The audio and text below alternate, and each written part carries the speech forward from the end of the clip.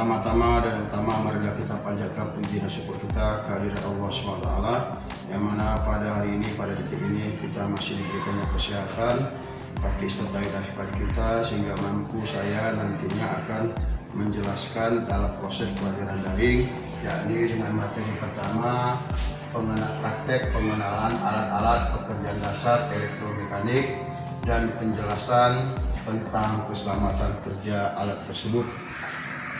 Dan tak lupa pula kita panjatkan salawat dan salam kepada junjungan kita Nabi Muhammad SAW, yang mana Rasulullah secara pasti dan konsekuen telah membawa diri umatnya dari jalan kegelapan ke jalan yang terang benderang.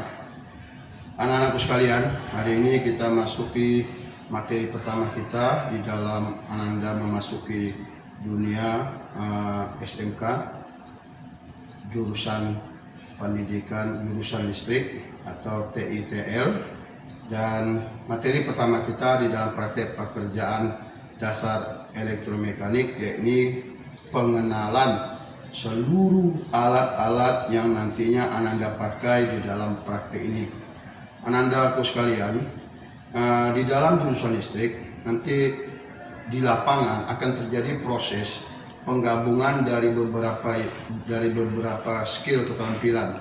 Jadi kalau kita sebagai seorang calon teknisi listrik, kita di lapangan kadang-kadang tidak langsung mengerjain bidang kelistrikan, tetapi kita biasanya dihadapi pertama sekali pekerjaan mekaniknya.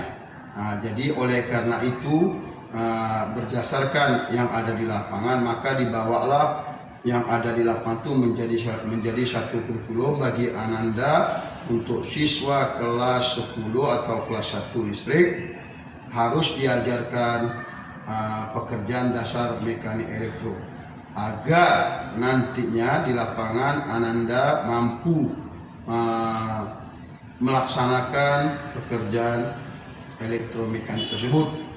Di sini Bapak akan memberikan materi mengenalkan seluruh komponen alat-alat yang dipakai di dalam praktek elektromekanik. Yang pertama sekali, kita mulai menjelaskan dari pemakaian 3 tang ini.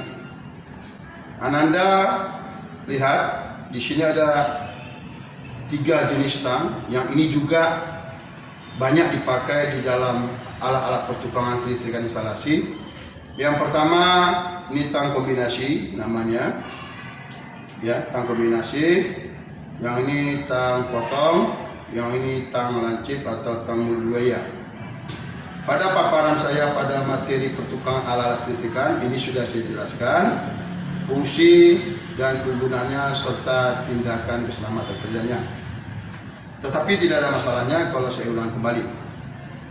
Tang kombinasi ini nanti di dalam pekerjaan dasar elektromekanik ini dipakai nanti untuk menjepit plat atau menjepit baut-baut kecil atau skrup-skrup kecil. Nah, di sini dibutuhkan alat penjepit tang kombinasi. Selanjutnya nanti bisa juga dipakai untuk ada mungkin kawat-kawat, maka dipakai juga untuk memotong kawat-kawat yang mungkin terbuat dari logam.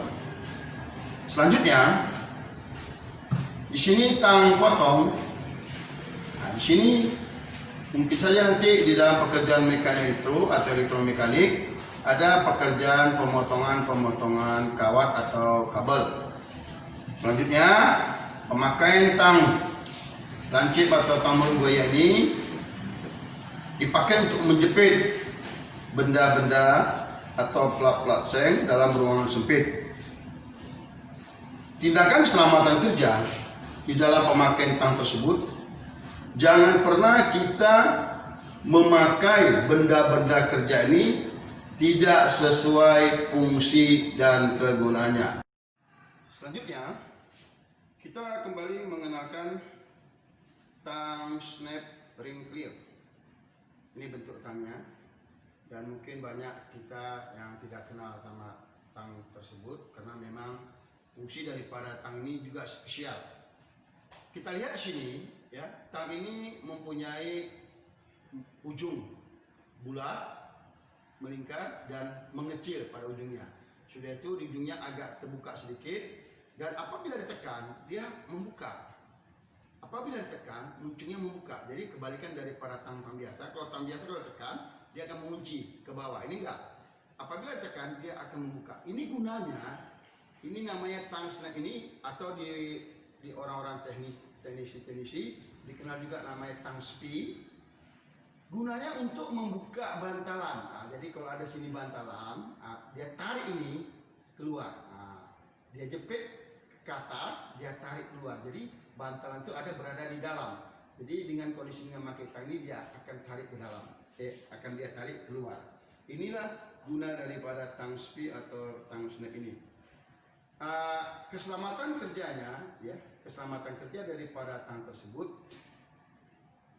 Pakailah tang tersebut sesuai dengan fungsi dan kegunaannya. Jangan dipakai untuk nyalain. Dan juga tang spi ini juga bisa juga dipakai untuk memasukkan rel-rel atau bantalan-bantalan yang mau dipasang. Dimasukkan ke dalam lagi. Nah, tadi ditarik, sekarang dimasukkan ke dalam. Jadi inilah fungsi daripada tang spi atau tang snap. Selanjutnya, ini tang slip joint veer. Nah, ini mungkin ada 1-2 kita lihat, ya, di lapangan atau di rumah kita atau di tempat bengkel-bengkel sepeda atau bengkel kereta. Di sini gunanya tang ini, ya, kalau kita lihat cara kerjanya, dia bisa membuat dua daripada pekerjaan. Yang pertama, dia bisa menjepit kepala-kepala baut yang kecil. Yang kedua, dia bisa menjepit kepala-kepala baut besar. Nah, ini. Nah, kan makin besar makin besar kepala tadi, dan ini munculnya tidak berjumpa. Kenapa? Karena sudah kita besarin. Nah, ini dipakai untuk menjepit dan memegang kepala-kepala baut kecil, ya. Nah, keselamatan kerjanya, ya, pada tang slip joint veer ini, jangan juga dipaksakan. Kalau dia seandainya kepala baut kecil, kita paksakan kepala baut besar, tidak bisa. Kalau kepala baut besar, maka dibuka lagi besar. Nah, besar dia. Kalau kecil, pindahkan dia ke kecil. Selanjutnya, ini kita kenal dengan, kalau di lapangan namanya tang bais. Nah, kelebihan daripada bais ini, dia bisa membuka kepala-kepala baut, ya, kepala-kepala baut dengan cara mengunci kepala baut tersebut. Contoh misalnya ada di sini baut, nah, maka dia kunci setelah dibunyi. Nah, tapi di sini ada penyetelnya. Sini ada penyetelnya. Nah, sini ada penyetelnya. Jadi kalau seandainya ada baut mau dibuka, ditekan ini, track, udah terkunci rapat, baru ini tinggal buka gini aja. Nah, ini biasanya banyak kita lihat ini membuka baut-baut daripada bantalan sepeda motor atau sepeda biasa. Jadi pegang gini, dikunci, dia langsung buka. Karena udah terkunci, nggak bisa diapain lagi. Keselamatan kerjanya, ada bunyi gini, keselamatan kerja daripada tang ini, janganlah sesudah dipakai tang ini dicampakkan atau dilemparkan begitu saja. Banyak kita lihat di lapangan, di toko-toko sepeda atau di showroom-showroom kereta, setelah dipakai ini, ya udah siap, udah diputar, udah dikunci, udah dibuka segala macam, dicampakkan aja. Ini nanti bisa merusak daripada setelan daripada tang bais tersebut. Nah, akan merusak setelah daripada tang. Seandainya kita sudah siap mengerjakan segala sesuatu, maka letakkan kembali kondisinya pada tempat yang ada tempatnya. Inilah namanya tang bais atau locking clear. Namanya, kalau nama apanya, locking clear. Selanjutnya ada tang paku kling. Nah, jadi ini nanti sangat banyak sekali dipakai di dalam pekerjaan dasar elektromekanik. Kenapa? Karena ini menyambung plat-plat, ya. Jadi di sini kita letakkan paku klingnya. Maka nanti kalau kita mau mengkling plat-plat aluminium atau plastik, kita tinggal letakkan ini, kita tak. Nah, nanti tak. Maka akan keluar paku klingnya dan akan tertekan sehingga tersambunglah plat tersebut. Nah, inilah namanya tang, ya. Kalau di lapangan namanya tang untuk paku kling ini. Atau namanya Rivet Free. Ini nama apanya? Tang Rivet Free. Selanjutnya, kalau kita mau tahu lagi, dan ini banyak kita jumpai di rumah, ini namanya tang kakak tua. Tang kakak tua. Nah, ini gunanya itu apa? Bisa juga untuk memuntir, bisa juga untuk dipakai untuk memotong-motong. Motong-motong apa? Motong-motong batangan-batangan kecil daripada paku misalnya, atau kabel, atau segala macam yang mampu dia tangani. Nah, ini namanya tang kakak tua, dan ini banyak kita di rumah-rumah, banyak juga kita jumpain tang kakak tua tersebut. Tapi kebanyakan tindakan keselamatan kerja yang kita pakai kebanyakan di lapangan ini dipakai juga untuk menokok, ya. Tidak dibenarkan dipakai untuk menokok. Kenapa? Karena tang ini terbuat dari besi ancoran. Kalau besi ancoran dipukul maka dia akan pecah. Nah, maka usahakanlah jangan sampai menyalahin daripada pemakaian alat-alat tang tersebut. Oke, nah ini kembali lagi, ini kita membahas mengenai tang. Ini namanya tang crimping tool. Ya, ini terkhusus tangnya, dan ini kita dapati pada orang-orang atau teknisi-teknisi komputer. Kenapa? Karena ini digunakan untuk membuat sambungan jack, ya, pada kabel komputer. Nah, kita perhatikan di sini, ya, kita perhatikan di sini ada jacknya. Nah, ini ada jacknya. Nah, jadi kalau kabel yang di komputer ini kan kabel seperti ini, intinya bisa ada 5, bisa 6, bisa 10 dan seterusnya. Jadi ini nanti dikupas dengan mata pisaunya ada di sini. Ini ada mata pisaunya, kan nampak kan? Yang mata pisaunya. Nah, maka dikupas ini solusinya. Nah, barunya kecil-kecil ini dipuntir aja, bisa terkelupas. Masukkan ke dalam nih. Nah, seperti ini. Masukkan ke dalam kabelnya itu yang udah terkelupas, masuk ke dalam. Baru setelah itu masukkan kepala ini kemari. Ah, nih kepala nih. Setelah dimasukkan, tadi kabel udah masuk kemari tadi, udah masuk kemari, tekan ke kuat 3 kali. Maka selesai, jadilah ini dia. Ini dia. Ya, jadi anak-anak ya yang di teknik listrik SMK tradisional ini diajarin. Ya, harus bisa orang tuh. Karena orang tuh calon-calon instruktur atau tenaga kelistrikan, ya. Kelistrikan itu kan luas. Ada listrik komputer, ada listrik ala-ala komunikasi, ada listrik tenaga, ada listrik instalasi, ada listrik sistem pendingin, ada listrik menggulung. Jadi listrik itu sangat luas sekali ilmunya. Jadi setidak-tidaknya anak-anak itu harus paham, harus tahu alat-alat yang dipakai untuk pengerjaan kelistrikan. Begitu luar biasanya ya ilmu listrik ini semuanya insya Allah akan dipenuhi oleh SMK tradisional ini, nah, bidang atau jurusan listrik. Selanjutnya,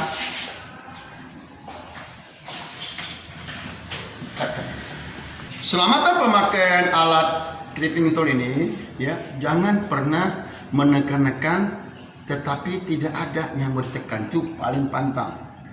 Apapun tangnya, jangan pernah dikutak-katik, ya, pemicitnya atau pemegangnya, tapi benda yang mau ditekan itu, yang mau dikerjakan tidak ada, itu sangat berbahaya, bisa merusak ini alat. Jadi kalau seandainya sudah ada bendanya, silakanlah dijepit.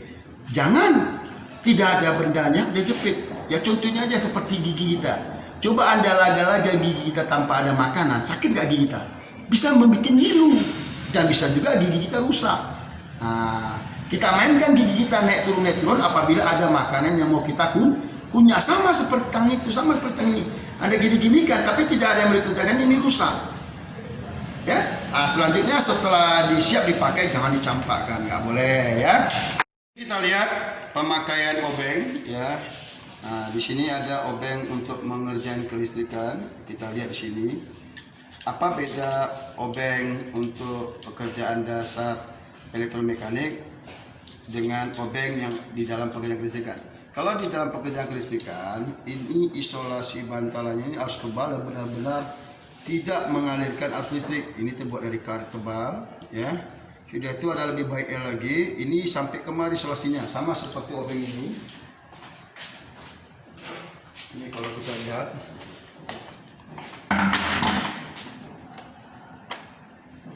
nah ini obeng yang dipakai di dalam pekerjaan kelistrikan.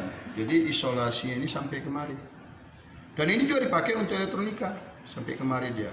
Nah, ini yang bagus itu, ya. Nah, sama seperti ini dia.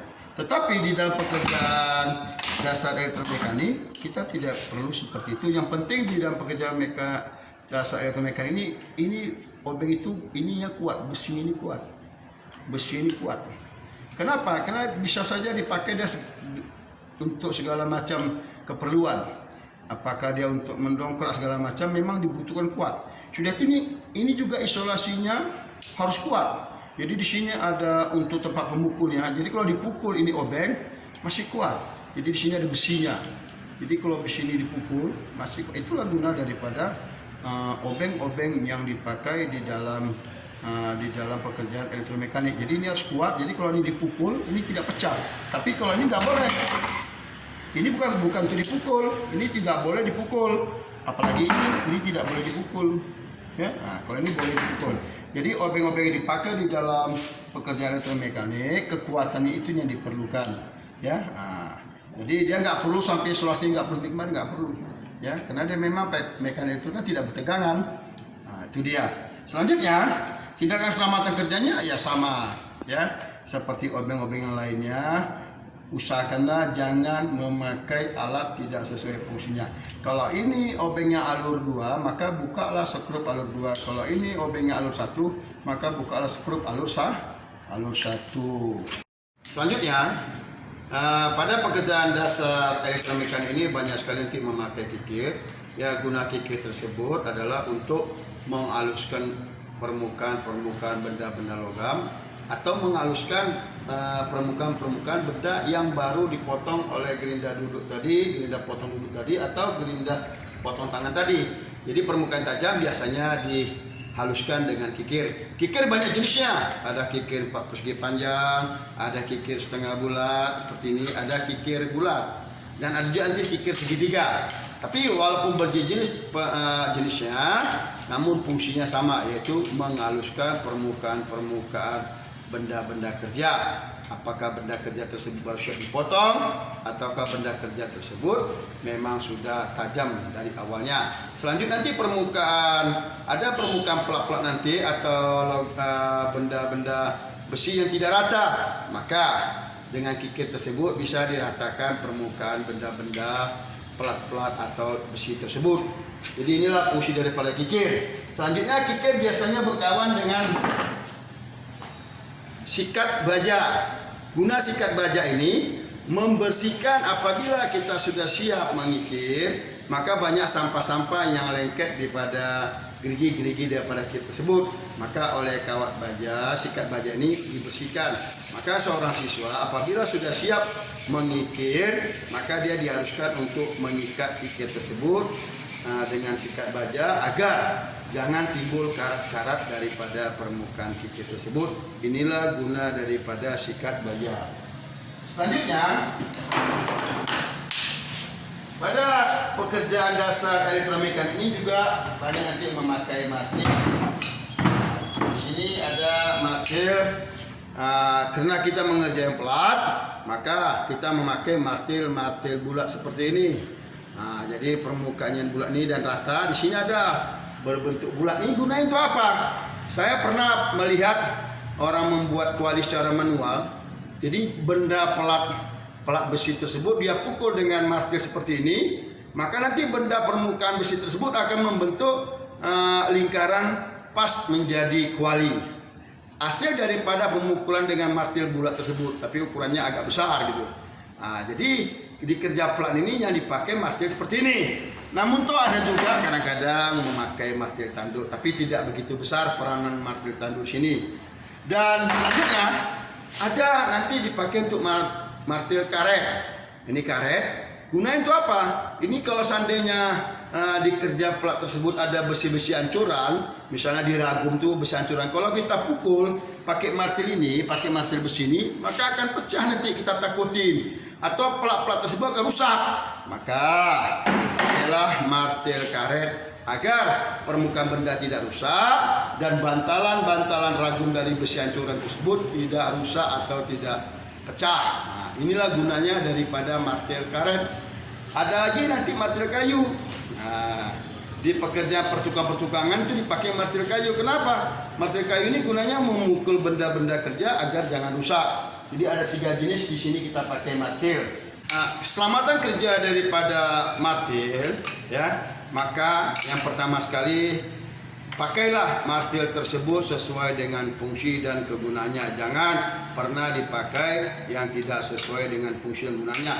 Maka kalau seandainya kita paksakan memakai tidak sesuai dengan fungsinya, martil tersebut akan rusak atau benda kerja yang mau dikerjakan dengan martil ini akan rusak. Nah, jadi kalau martil ini kita tadi dah tahu kegunaannya, juga martil kayu ini ya, kalau seandainya ada memakai membuka-buka paku segala macam, paku yang kecil bukalah pakai martil ini. Tapi kalau seandainya paku besar tidak bisa dipakai dengan martil, maka pakailah dengan linggis. Dan jangan pernah ditokok kepala tanduk tersebut, sebab kalau anda tokok dia akan pecah.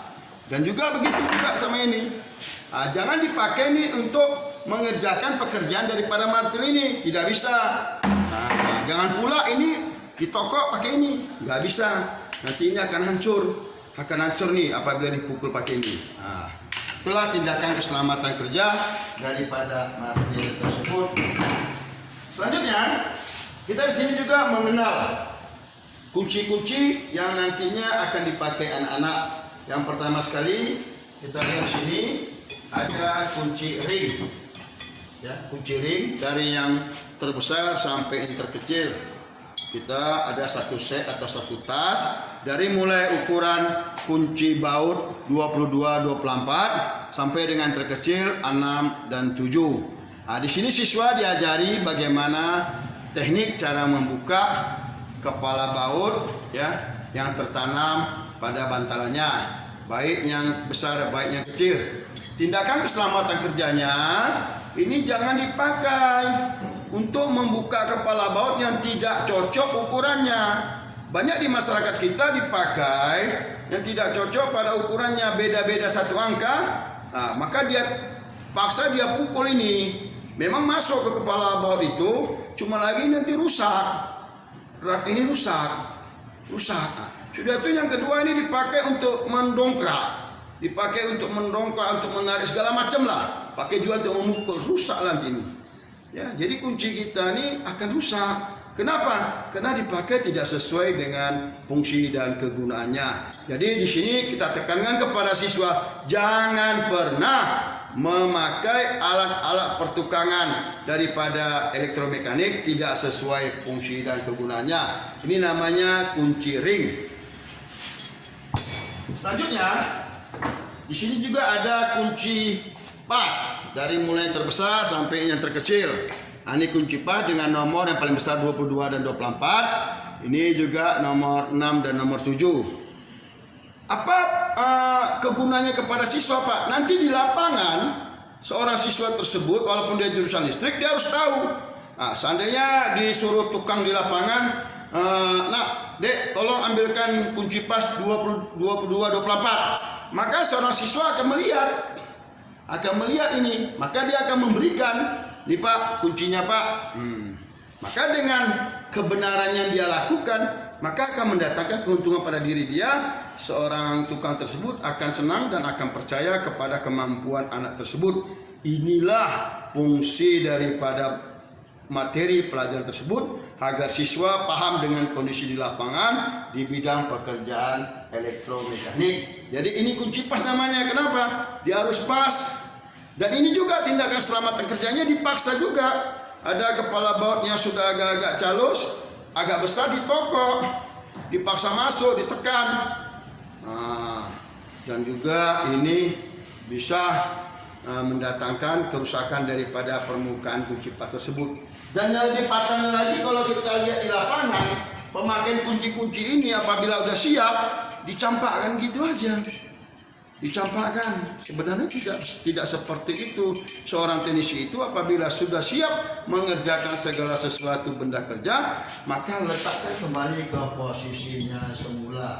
Tidak boleh di asal-asal campak, asal-asal letak, dikembalikan lagi ke posisi semulanya. Nah, itulah kalau kita sebagai seorang calon-calon teknisi di bidang kelistrikan yang andal dan mempunyai kemampuan serta keselamatan kerja yang baik. Elektromekanik ini kita juga memakai kunci Inggris. Kalau di lapangan namanya kunci Inggris, adanya sedang, adanya yang besar. Ya, kelebihan daripada kunci Inggris ini, ya dia mulutnya bisa diatur besar kecilnya dengan pengatur di sini. Kita lihat sini, nah semakin besar dia dan kita putar sebelah kiri, dia makin mengecil, ya menutup dia. Nah, jadi begitu udah pas dengan kepala baut, misalnya bautnya baut besar, maka kita buka. Nah, kita buka deh. Nah, itulah guna daripada kunci Inggris ini. Ya, nanti di lapangan orang suka juga memakai kunci Inggris ini. Kenapa? Karena dia memang pas dia ukurannya, mantap pengerjaannya dan pegangannya pun kuat. Keselamatan kerjanya, tindakan keselamatan kerjanya ini kita lihat di lapangan, ini dipakai sebagai penokok, dipukul-pukul ini kepalanya, ya rusak dong ininya, ulir daripada pengatur ini rusak. Bahkan kadang-kadang ini ditokok pakai martil pula ini, ya habis dong ini kepalanya rusak. Nah, terakhir nanti kita lihat di lapangan kunci-kunci yang ada di lapangan ini para miring semuanya munculnya. Kenapa? Karena bekas dipukul, ya, atau dijadikan pemukul. Nah, ini tidak dibenarkan di dalam pekerjaan dasar elektromekanik.